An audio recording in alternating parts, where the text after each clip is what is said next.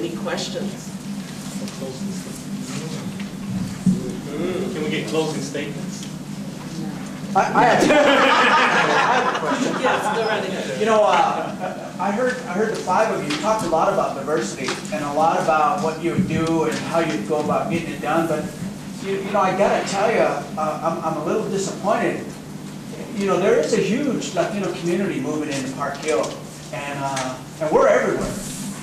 Yet I really don't feel like there's any representation, not at city council, not at any of the schools, not anywhere.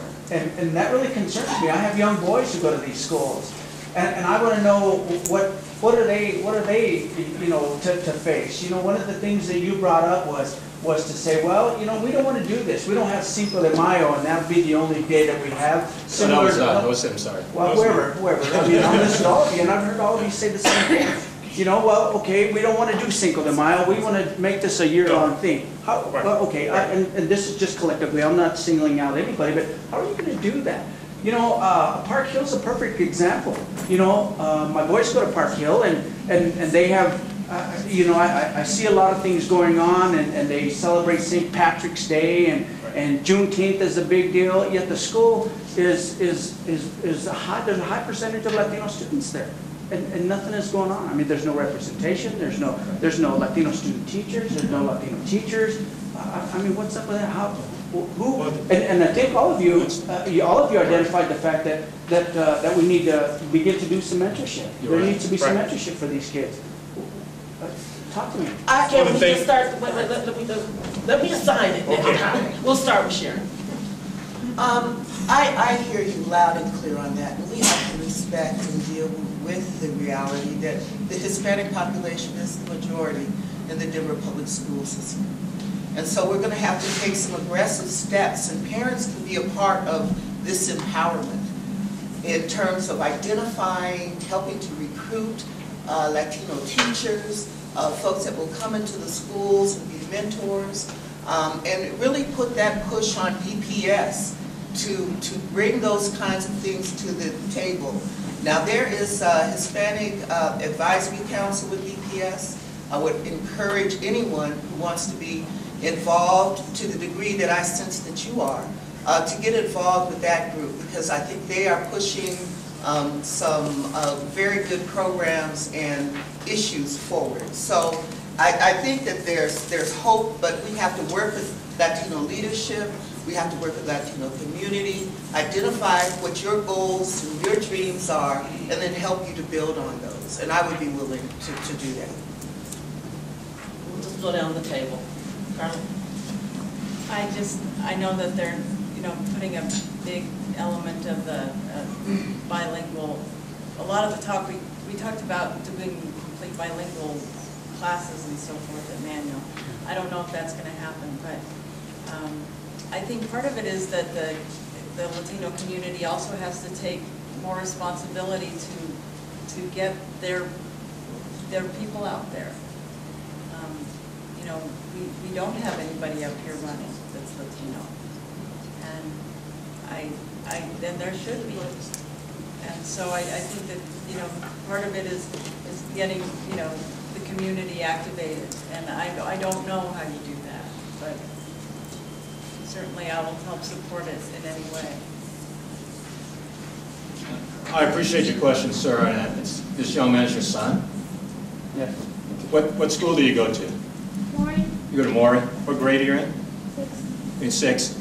I think it's important to say that you support diversity as someone running for office, but I think it's more important for your family and for all the families within Park Hill to have someone who's demonstrated the willingness to bring all communities together.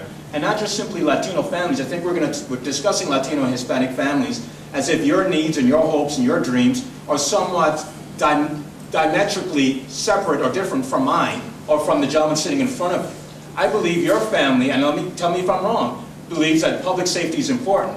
And you should have safe neighborhoods where your kid can walk up and down the block wherever he wants and be safe. And your child should have an education that's a premier education, not just for a Latino kid, but for any child in Park Hill.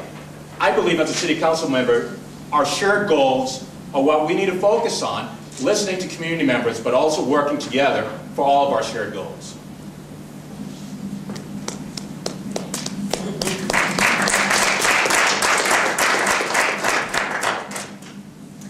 And sir, what is your name? Kelly. Kelly? Mr. Kelly, or Kelly's your first name? Yeah. Okay, all righty. I think that we need to rely on you and other people in this neighborhood, particularly in the Park Hill neighborhood, because there are parts of Denver where the Latino community is very strong, very established. Their leadership is there. They have made all sorts of huge contributions to and benefited by their neighborhood.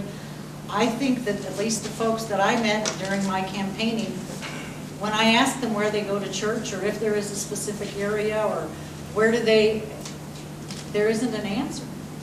And I think that we need help from folks like you and the neighbors that I've met in determining what would help folks feel like they belong in this neighborhood, like the schools represent them as well.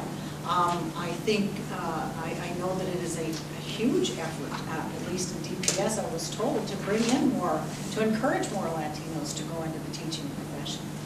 But I don't pretend to know what needs to happen, but I would welcome the input of folks like yourself to help us know how to make this work.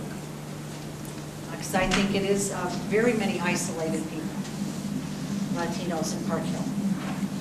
And I agree with what everyone said. And I really wanted history of all of us taught in the schools, not on just one particular week or one particular day. I want it all the time in the schools. So I hope you didn't misinterpret what I was saying, because I want to see that. I want these little African-American kids that come past my office every day from Smiley to know about your history, and I want your son to know about my history and other people's history, because that's not, the discussion we're having right now is something I remember when I was his age back in the 60s, and people would have talked about the fact that we don't have any black history in these schools. And I'm talking about in the Washington, D.C. schools, which at the time was 80% black. And so I see the same thing going on. History always repeats itself. And it's very important that we know our history, because if you don't, you'll repeat it again and again, and we'll go back to the same thing. We need teachers who understand the Latino community as far as the population. It doesn't mean just speaking Spanish. It means also knowing the history, knowing it. I used to do conflict management in the DPS schools for over 7 years. And I would see a lot of teachers who didn't understand the Latino community, let alone the black community, and would try to track these kids, not understanding, because they didn't understand the culture. And it's very important that we know each other's culture. If you don't, history will just repeat itself and we'll be going back in the same cycle. That's why I was talking about, with the police, for instance, the key of diversity training. We need that. And if Comey stops, I will please. I hope that answered your question. Thank you.